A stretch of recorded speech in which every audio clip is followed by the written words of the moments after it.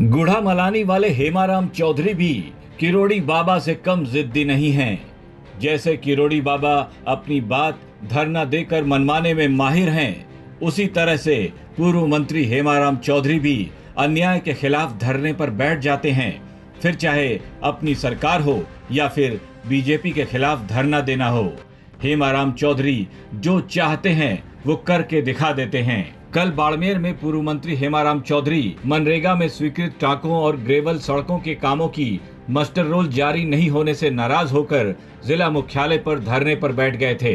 तब उन्होंने कहा था कि जब तक उनकी मांगे नहीं मानी जाती तब तक वो धरने से उठने वाले नहीं, और हेमाराम चौधरी ने ऐसा करके भी दिखा दिया। चौधरी रात में भी धरना स्थल पर ही डटे रहे। उन्होंने पूरी रात वहीं सोकर गुजारी।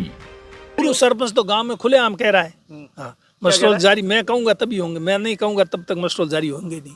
अच्छा, वो तो गांव में खुलेआम चैलेंज के साथ कह रहा है। हाँ। पूर्व सरपंच तो वहाँ गांव में। हाँ। तो साहब ऐसा तो सब कुछ चलता है ना, जब कांग्रेस की सरकार होती है, जब कांग्रेस के नेता करते होंगे, बीजेपी की सरकार है तो बीजेपी के नेता करते हैं। आप एक आदमी को ले आओ मेरे सामने, हाँ। ये कह दे कि मैं बीजेपी का था इसलिए मेरे काम स्वीकृत नहीं होने दिया, हाँ। या मेरे मस्ट्रोल जारी नहीं होने दिए, हाँ। या मेरा काम नहीं हुआ। हाँ। बीजेपी का कोई भी था उसका सही काम होना चाहिए, वाजिब काम होना चाहिए। सही और वाजिब था तो पहले किया उसका।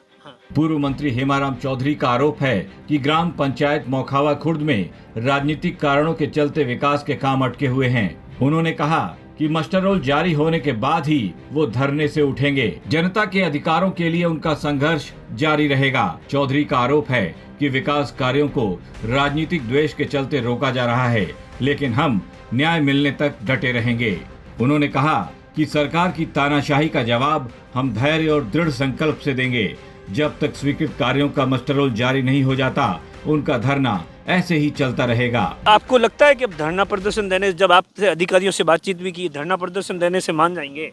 नहीं, मत माने तो और दूसरा क्या, महात्मा गांधी का तो एक ही तरीका है, अहिंसात्मक तरीके से आप अपनी मांग रखो सरकार के सामने। हम हमारी बात सरकार तक पहुंचा रहे हैं। पहले हमने धरने के रूप में नहीं, दूसरे तरीके से उन तक बात पहुंचाई, लेकिन वो कोई उस पर असर नहीं हुआ।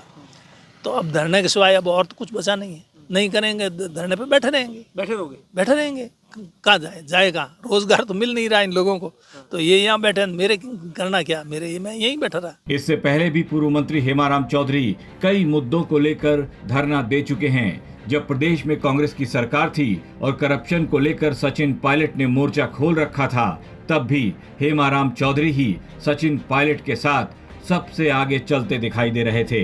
राजस्थान तक के लिए बाड़मेर से दिनेश बोहरा की रिपोर्ट।